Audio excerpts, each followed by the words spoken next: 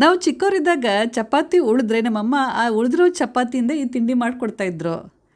ನಮಗೆಲ್ಲ ಬಿಸಿ ಚಪಾತಿ ಪಲ್ಯಕ್ಕಿಂತ ಉಳಿದಿರೋ ಚಪಾತಿಯಲ್ಲಿ ಮಾಡಿದ ತಿಂಡಿ ತುಂಬಾ ಇಷ್ಟ ಆಗ್ತಿತ್ತು. ಹಲೋ ಫ್ರೆಂಡ್ಸ್, ಎಲ್ಲರಿಗೂ ನಮಸ್ಕಾರ. Welcome back to Pakashringara. ಇವತ್ತು ನಾನು ಉಳಿದಿರುವ ಚಪಾತಿಯಲ್ಲಿ ನಮ್ಮ ಉತ್ತರ ಕರ್ನಾಟಕ ಕಡೆ ಮಾಡುವಂಥ ಚಪಾತಿ ಒಗ್ಗರಣೆ ರೆಸಿಪಿನ ಶೇರ್ ಮಾಡ್ತಾಯಿದ್ದೀನಿ. ನಿಮಗೂ ಕೂಡ ಈ ರೆಸಿಪಿ ಗೊತ್ತಿರ್ಬೋದು. ಯಾರಿಗೆಲ್ಲ ಗೊತ್ತಿಲ್ಲ ಅವರಿಗೆ ಇವತ್ತಿನ ವಿಡಿಯೋ ಹೆಲ್ಪ್ ಆಗ್ಬೋದು ಅಂತ ಅಂದ್ಕೊಂಡಿದ್ದೀನಿ.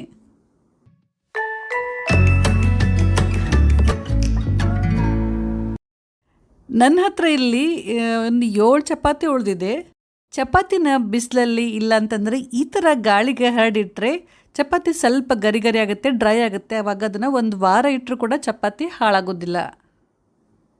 ಈಗ ಈ ಉಳಿದಿರೋ ಚಪಾತಿಯಲ್ಲಿ ಚಪಾತಿ ದಂಡಿನ ತೆಗಿಬೇಕು. ನಿಮ್ಗೆ ಬೇಕಂದರೆ ಇಟ್ಕೋಬೋದು, ಬೇಡ ಅಂತಂದರೆ ತೆಗಿಬೋದು. ಆಮೇಲೆ ಇದನ್ನು ಕೈಯಿಂದ ಕತ್ತರಿಸ್ಬೇಕು. ತುಂಬ ಚಿಕ್ಕ ಚಿಕ್ಕ ಪೀಸ್ ಮಾಡಬೇಡಿ, ಸ್ವಲ್ಪ ದೊಡ್ಡದೇ ಇರಲಿ.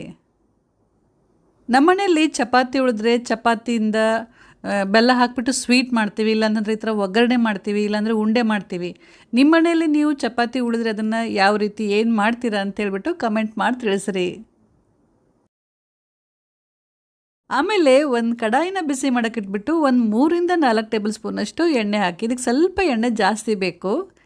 ಎಣ್ಣೆ ಚೆನ್ನಾಗಿ ಬಿಸಿ ಆದ ನಂತರ 1 ಟೀ ಸ್ಪೂನಷ್ಟು ಸಾಸಿವೆ ಹಾಕಿ. ಸಾಸಿವೆ ಸ್ವಲ್ಪ ಸಿಡಿದ ನಂತರ 1 ಟೀ ಸ್ಪೂನಷ್ಟು ಜೀರಿಗೆ ಮತ್ತು 1 ಟೇಬಲ್ ಸ್ಪೂನಷ್ಟು ಶೇಂಗಾ ಹಾಕಿ. ಶೇಂಗಾನ ಸ್ವಲ್ಪ ಕೆಂಪಾಗುವವರೆಗೂ ಚೆನ್ನಾಗಿ ಹುರಿಬೇಕು. ಶೇಂಗಾನ ಚೆನ್ನಾಗಿ ಹುರಿದ ನಂತರ ಈಗ ಇದರಲ್ಲಿ 1 ಟೀ ಸ್ಪೂನಷ್ಟು ಕಡಲೆಬೇಳೆ ಮತ್ತು 1 ಟೀ ಸ್ಪೂನಷ್ಟು ಉದ್ದಿನಬೇಳೆ ಹಾಕಿ. ಆಮೇಲೆ ಸ್ವಲ್ಪ ಕರಿಬೇವು ಹಾಕಿಬಿಟ್ಟು ಇದನ್ನು ಕೂಡ ಸ್ವಲ್ಪ ಕೆಂಪಾಗುವವರೆಗೂ ಚೆನ್ನಾಗಿ ಕೈ ಬಿಡದೆ ಹುರಿಬೇಕು. ಈ ಥರ ಕಡಲೆಬೇಳೆ ಮತ್ತು ಉದ್ದಿನಬೇಳೆನ ಸ್ವಲ್ಪ ಲೈಟಾಗಿ ಕೆಂಪಾಗುವವರೆಗೂ ಹುರಿದ ನಂತರ ಈಗ ಇದರಲ್ಲಿ 2 ಕಟ್ ಮಾಡಿದ ಈರುಳ್ಳಿ ಮತ್ತು 1 ಟೀ ಸ್ಪೂನಷ್ಟು ಅರಿಶಿನ ಪುಡಿನ ಹಾಕಿ. ಈರುಳ್ಳಿನ ಸ್ವಲ್ಪ ಹೊತ್ತು ಎಣ್ಣೆಯಲ್ಲಿ ಚೆನ್ನಾಗಿ ಹುರಿಬೇಕು. ಇದಕ್ಕೆ ಸ್ವಲ್ಪ ಈರುಳ್ಳಿ ಜಾಸ್ತಿ ಹಾಕಿದರೆ ತುಂಬಾ ಚೆನ್ನಾಗಾಗುತ್ತೆ. ಈರುಳ್ಳಿ ಈ ಥರ ಸ್ವಲ್ಪ ಸಾಫ್ಟ್ ಆದ ನಂತರ ಈಗ ಇದರಲ್ಲಿ ತುಂಬ ಸಣ್ಣದಾಗಿ ಕಟ್ ಮಾಡಿದಂಥ 1 ಟೊಮೆಟೊ ಹಾಕಿ. ಆಮೇಲೆ ರುಚಿಗೆ ತಕ್ಕಷ್ಟು ಉಪ್ಪು, 1 ಟೀ ಸ್ಪೂನಷ್ಟು ಬೆಲ್ಲ, ಒಂದು 2 ಟೀ ಸ್ಪೂನಷ್ಟು ಮಸಾಲೆ ಖಾರ ಮತ್ತು 1 ಟೀ ಸ್ಪೂನಷ್ಟು ಅಚ್ಕಾರದ ಪುಡಿನ ಹಾಕಿ. ಖಾರನ ನೀವು ನಿಮ್ಮ ರುಚಿಗೆ ತಕ್ಕಂಗೆ ಹೆಚ್ಚು ಕಡಿಮೆ ಹಾಕ್ಕೋಬೋದು. ಮಸಾಲೆ ಖಾರದ ರೆಸಿಪಿನ ನಾನು ಆಲ್ರೆಡಿ ಶೇರ್ ಮಾಡಿದ್ದೀನಿ, ಲಿಂಕು ಡಿಸ್ಕ್ರಿಪ್ಷನ್ ಬಾಕ್ಸಲ್ಲಿದೆ. ಈಗ ಇದನ್ನು ಸ್ವಲ್ಪ ಹೊತ್ತು ಸಣ್ಣ ಉರಿಯಲ್ಲಿ ಹುರಿಬೇಕು. ಈ ಕಡೆ ಸೈಡಲ್ಲಿ ಒಂದು 2ರಿಂದ 3 ಲೋಟದಷ್ಟು ನೀರನ್ನು ಕುದಿಯೋಕ್ಕಿಡಿ. ನೀರನ್ನು ಚೆನ್ನಾಗಿ ಕುದಿಸ್ಬೇಕು. ಟೊಮೆಟೊ ಈ ಥರ ಫುಲ್ ಮೆತ್ತಗಾಗಬೇಕು. ಫುಲ್ ಮೆತ್ತಗಾಗುವವರೆಗೂ ಇದನ್ನು ಚೆನ್ನಾಗಿ ಎಣ್ಣೆಯಲ್ಲಿ ಹುರಿಬೇಕು. ಈ ಥರ ಮೆತ್ತಗಾದ ನಂತರ ಈಗ ಇದರಲ್ಲಿ ಕುದಿ ನೀರನ್ನು ಹಾಕಬೇಕು. ತುಂಬ ಕುದಿ ನೀರನ್ನು ಹಾಕಬೇಕು, ಬಿಸಿ ಬಿಸಿ ಇರಬೇಕು. ಚೆನ್ನಾಗಿ ಮಿಕ್ಸ್ ಮಾಡಿಬಿಟ್ಟು ಇದನ್ನು ಒಂದು 2 ನಿಮಿಷ ಕುದಿಯೋಕ್ಕೆ ಬಿಡಬೇಕು. ನೀರೆಲ್ಲ ಚೆನ್ನಾಗಿ ಕುದ ನಂತರ ಈ ನೀರನ್ನ ಸ್ವಲ್ಪ ಟೇಸ್ಟ್ ಮಾಡಿ ನೋಡಿ, ಉಪ್ಪು ಖಾರ ಎಲ್ಲ ಸರಿಯಾಗಿದೆಯಾ ಅಂತ ಒಂದು ಸಲ ಚೆಕ್ ಮಾಡಿ.